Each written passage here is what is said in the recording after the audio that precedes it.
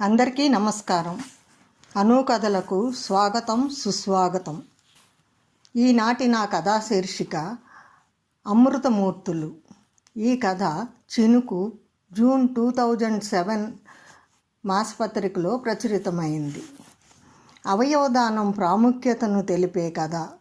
మన శరీరాన్ని బూడిద చేసే కన్నా 10గురికి అందిస్తే అందులో ఉండే ఆనందమే వేరు కదండి. ఇక కథలోకి వెళ్దాం. అమృతమూర్తులు.